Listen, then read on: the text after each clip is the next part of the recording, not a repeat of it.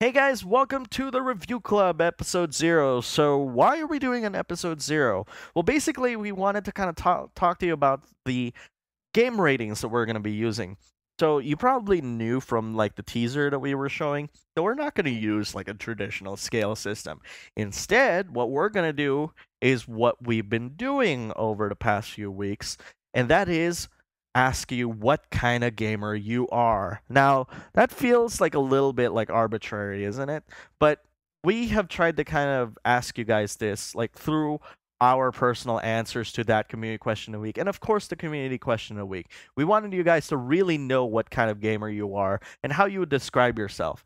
And it's kind of funny reading all your responses because it really further illustrates that we really were on the ball when it came to this. But then again, we really need your help in testing this out because this is the first time we're actually launching this on YouTube, and we hope you guys enjoy it. The way that it's going to work is that there are 18 different gamer pins. That's right, we're calling them gamer pins, not gamer types. There's 18 different gamer pins. You can be all or some or none or maybe hopefully at least one of these. Um, Now it changes on a per genre basis, so you can be a novice for one genre and maybe not a novice for one. So get our drift. Now we would rate games as an example, like Silent Hill, Homecoming. Like we have this gamer pin called the franchise fan. The franchise fan has been a long fan of Silent Hill maybe for a long time. I would probably rate it as like, oh well, I'm gonna recommend this to some franchise fans. And my personal reasoning is that I think that longtime franchise fans of Silent Hill might not like this because it doesn't have the psychological horror that the Silent Hill games have. And that's one of the ways in which we'll do this. And the more that a game's gamer type matches your personal gamer type, I think that's kind of like a good kind of indication that you might like that game.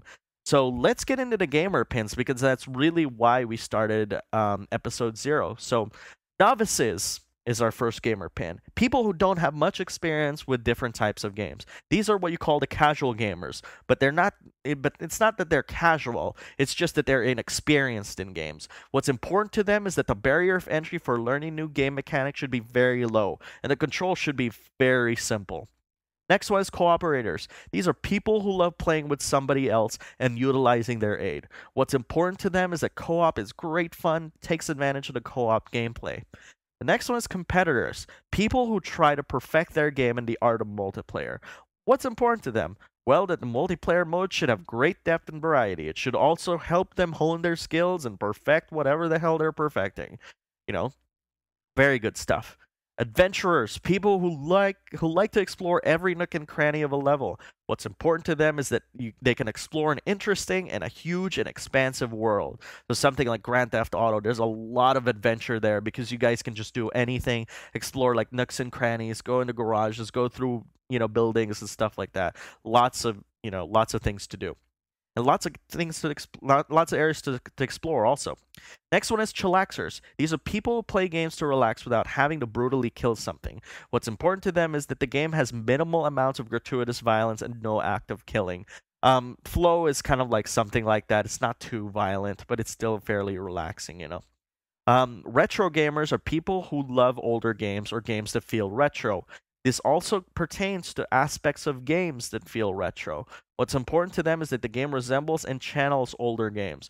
Great example is the Lost and the Damned expansion pack in Grand Theft Auto 4. It felt like there was a mode there that felt like Road Rash, which is really, really cool. Next one is the story gamers. These are people who love stories in games and play them for the story. What's important to them is that the story is well crafted and is told well throughout the game. This also includes good localization, because if you don't have good localization, it becomes a distraction in a game. The next one is the completionists, people who will stop at nothing to complete every single goal in the game. What's important to them is that the game has tons of stuff to collect and tons of stuff to do and has many different challenges. So if you felt like you had to 100% a game, this is you. Intellectualists are people who love being challenged by puzzles and strategy. What's important to them is that there's a regular dose or tons of puzzles that have sufficient clues or clues that are given on the fly, or that the game has elements in which the player will have to properly plan out an attack. So that if you love RTSs, turn-based strategy, puzzle games, and you are an intellectualist. The next one is the challenger. These are people who love games that have varying degrees of challenge and ramps up properly. What's important to them is that the game ramps up difficulty properly, in addition to being able to select different difficulty settings. The challengers will probably not like Prince of Persia because you cannot select difficulty settings for that game. The next one is the franchise fans. The franchise fans are people who loyally stick to a certain franchise. Again, the example earlier, Silent Hill fans, the reason why I only recommended Silent Hill Homecoming to some of those fans is because obviously, they might get irked by something, within that new game or something like that. What's important to them is that the game is an incremental addition to an already existing series, and it stays true to what the series is all about. To some degree, Silent Hill Homecoming does. But again, that's my opinion. The next one is the backseat gamers. People who love watching someone else play the game, provide minimal support to that person. What's important to them is that the game is interesting to watch while someone else is playing it. These are the kind of people you want to give the controller to, but they will not, absolutely not, pick up the controller. But instead, they want to watch you play it. Next one's the elitists. These are people who love innovation in games and scoff at games that don't. What's important to them? The game has innovative aspects that push the genre to new levels. These are the kind of people who only like innovation. And you can be many, more than one of these gamer pins. The next one is the epic gamer. These are people who love long games. What's important to them is that the game has to last for more than 10 or 15 hours. Enough said. The stat gamer now is people who love being able to tweak several character attributes in the game.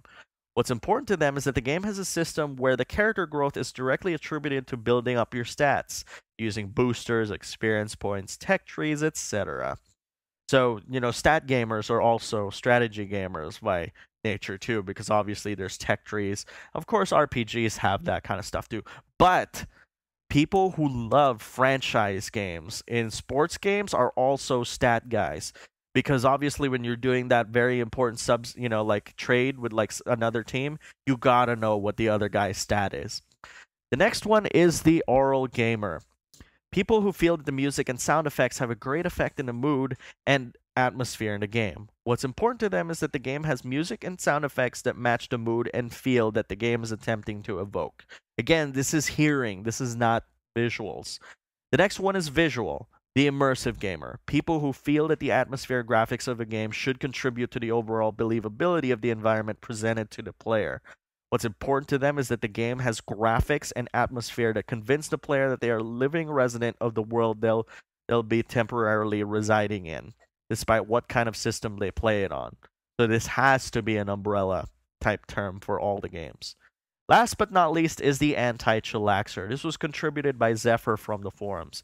These are people who love destruction of all kinds and derive pleasure in doing so. What's important to them is that the game allows the ability to destroy a huge variety of objects and materials on screen, including explosive barrels, vehicles, bottles, etc., with graphical effects that enhance the impact of each interaction. So did you guys get all that? Those are all 18 of our gamer types. Of course, you can keep replaying this video so you can kind of get to see like what kind of gamer you are in these terms. And hopefully like we get to see some feedback from you guys and to kind of, if you're not sure as to what kind of gamer type you are, we'll be happy to answer those in the comments and stuff like that. Until the next time, we're going to be posting like our very first review club soon. In the meantime, hopefully you figure out what kind of gamer you are. All right. See ya, guys.